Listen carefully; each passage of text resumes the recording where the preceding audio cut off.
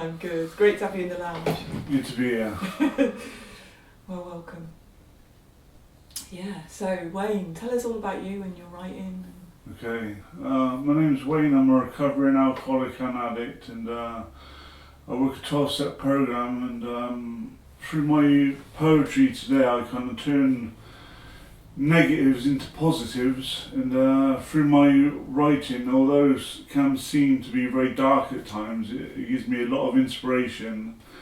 And I hope the people that read it get some hope from it, you know, and my poetry is an expression of what's going on inside within me, and sometimes I'm a bit disturbed at times, you know what I mean, because I suffer with mental health problems as well and that, and so the matter is very dark, the subject matter is very dark, you know what I mean, but I do inject a bit of humour every now and then, you know what I mean, just to lighten it up a bit, but How did you find poetry, Wayne? How did you come to it as a way of expressing yourself?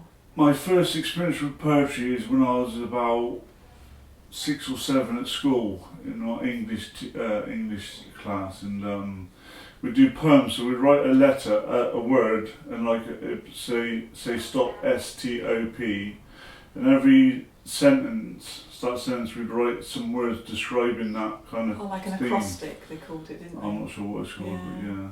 That's my first experience of poetry, and when I went to this place called Amber House, which was like a mixed rehab, I kind of felt that to get my voice across, because I didn't trust anybody.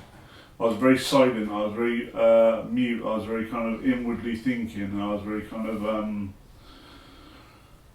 not repressed, but I wasn't very communicative and stuff, and I found that writing poetry helped me express how I was feeling on the inside, and to get out from the inside what's going on with me. It's really important, isn't it, to have that resource for people. That, I don't know, it'd be good if it was more out there, wouldn't it? That people knew where to go for that kind of,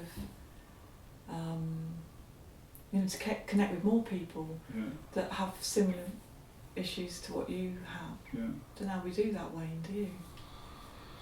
Well, I found going to the Lower Shore Farm, that really brought me out myself, you know what I mean, because I was with a group of poets. I felt safe, because my poetry was very hidden. Yeah.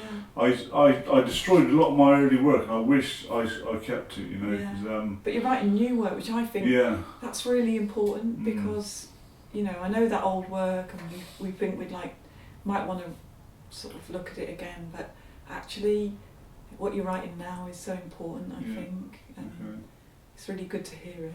Yeah. I'm glad you enjoyed Lurshall Farm, because I really think that's an important place, you know, that writers' cafe. To be welcoming. It gives you the room, doesn't it, to express yourself. Like where I was, and permission. Where I was kind of I didn't know any poets. I was writing in secret, and like kind of, I'm not a bit ashamed of my work to some degree, but